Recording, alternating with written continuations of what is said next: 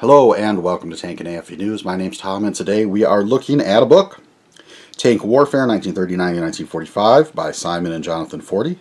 This one is a hardcover, obviously, by Pen and Sword, and 208 pages, $25 in the United States, $35 in the United States, 25 pounds in the UK, and that pretty much covers it for the physical description of the book.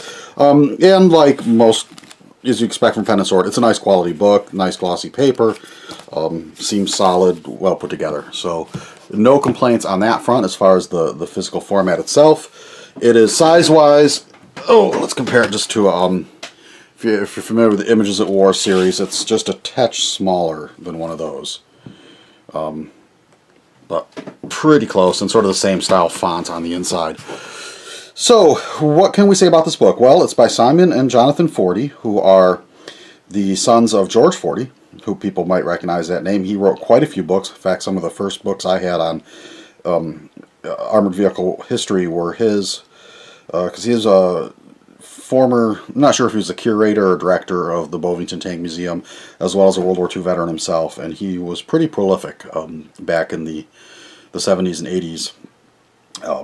In fact, a lot of his books are still, you can find them usually for pretty reasonable prices used online. So it was nice to see his sons are continuing to write. So, you know, when I first saw this book listed, I was sort of curious because this is a very broad topic to fit into 200 and some odd pages. And I was sort of curious to see how they would do it. And I have to say I was a little surprised with this book. It's really not quite what I was expecting. What this reminds me of, and we'll get into it a little bit here, is back when I was in school, in college, getting my degree in history. You know, it was pretty common that you would get books, you would be assigned a book that would be a history, written by a historian about whatever the particular topic of the course was. And then a lot of times there'd be other books you'd be assigned that weren't histories in and of themselves, but rather collections of primary sources that were meant to supplement the main readings. And in a lot of ways that's what this book feels like, because most of this book is not original. It's reprints of primary source materials, World War II era reports and doctrine and whatnot. So it's really rather an unusual book, and like I said, it really almost reads more like one of those old supplemental source books that I had when I was in college. So as we go through, I'll show you what I mean. So as far as the layout, it's pretty simple. As you'd expect, it's just, you know, each chapter covers a different theater in the war. So, you know, you got the Blitzkrieg era, North Africa, Eastern Front, Sicily and Italy, Normandy to Japan, or to Germany, sorry, and then tanks against Japan. And then you can see it, so by page 127, that's finished, and then it's the next 80 pages is all appendices.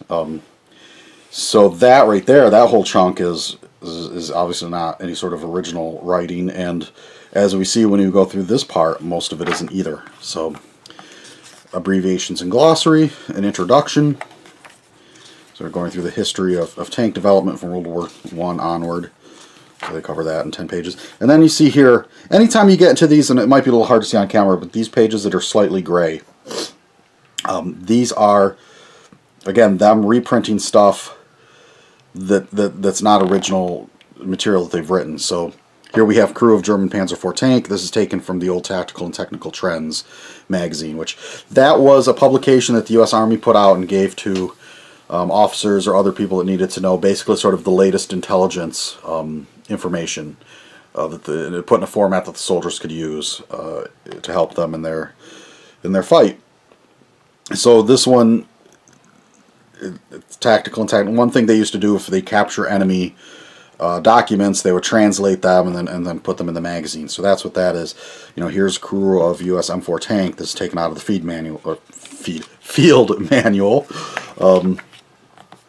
Here we go. So a full page picture of the Sturmpanzer, which they identify as the Bison, which I'm not sure the Bison was actually the actual nickname that was used during the war, or one that sort of got applied to the vehicle later.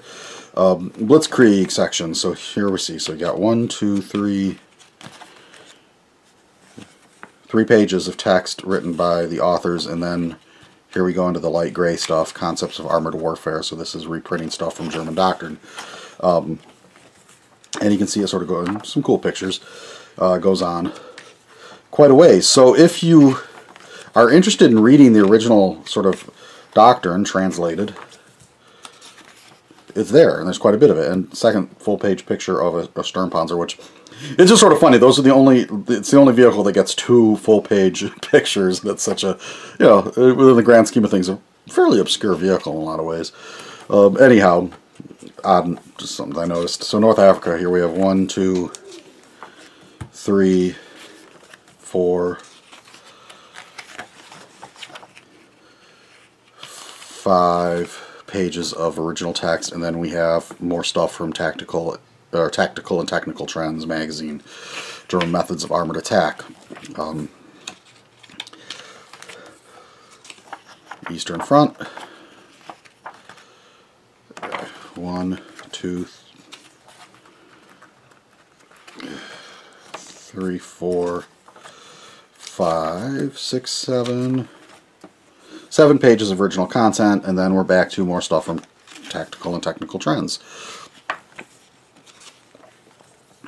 And then Infantry Cooperation of Tanks from German Mechanized Infantry Regiment Manual.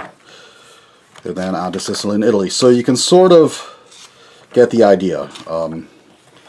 It's almost sort of similar to the other Images of War books in that they usually have, you know, a few pages of text and a whole lot of pictures.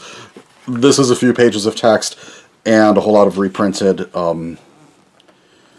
primary source materials, if that makes sense. So we'll flip through here because I think you sort of get the idea. So it's not that that stuff's not valuable. It's interesting to read, but it doesn't really constitute a proper history in and of itself. I mean, the job of the historian is to take sort of primary sources, other secondary sources, and synthesize them into something that's a little greater than just the sum of its parts, and also that is more easily digestible and enjoyable to read. Because, you know, reading old field manual entries and things it can be interesting, but generally it's not. You're not going to sit down at the end of the night, you know, and read a few pages of this before going to bed. Most likely, it's just not that kind of book. So, and we're into the appendices. So that's sort of my feelings on this one. So, you know, there is a lot of interesting information in here. At least here there's a bibliography at the end. But, you know, this is the kind of book that would have been more valuable 20 years ago than it is now, because with the internet, a lot of those old tactical and technical trend magazines have all been, a lot of the articles have been published online at various sources. So it's, you know, getting hold of that primary source information is not as hard as it used to be. So it sort of diminishes the value of a book like this.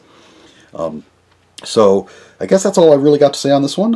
Again, thank you to the fine folks at Casemate for sending me a copy. Like I said, it's interesting for what it is. It's a very attractive book. It'll, you know, be a nice addition to the shelf. But if I was picking a book to be sort of the primary book for a course I was teaching, say, on the history of armored vehicles in World War II, this would not be the primary book I would choose. This might be assigned a secondary reading. So there you have it. All right, thank you much. Catch you on the next one.